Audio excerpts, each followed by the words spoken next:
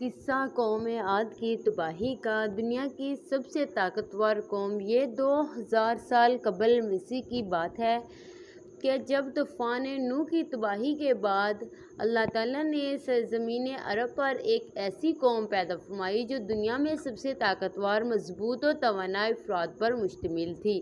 یہ لوگ جسمانی خوبصورتی، سرخ و سفید رنگت اور وجاہت میں اپنا ثانی نہیں رکھتے تھے۔ مال و دولت کی فراوانی، شاندار تہذیب و تمدن، شان و شوکت سمیت دنیا کی ہر نعمت و آسائش انہیں میسر تھی۔ قرآن کریم میں ارشاد باری تعالیٰ ہے کہ ان جیسی کوئی قوم اور ملکوں میں پیدا نہیں کی۔ ایک اور جگہ فرمایا، اور یاد تو کرو جب اس نے تمہیں قوم نوح کے بعد سردار بنایا اور تمہیں زمین پر خوب پھیلایا۔ حضرت ابن عباس اور متواتر سے منقول ہے کہ جس کے قد 6 گز یا 18 فٹ تھے۔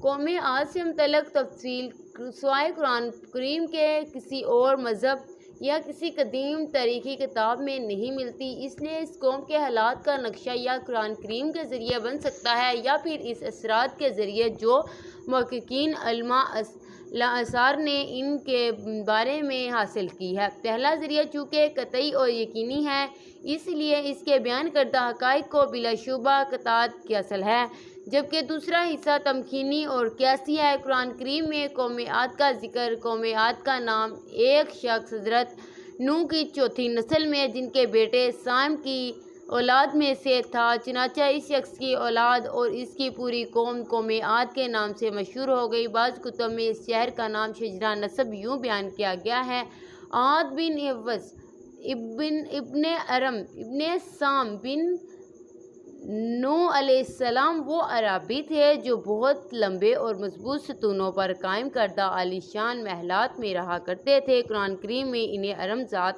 آل عاد یعنی ستونوں والوں کے نام سے یاد کیا۔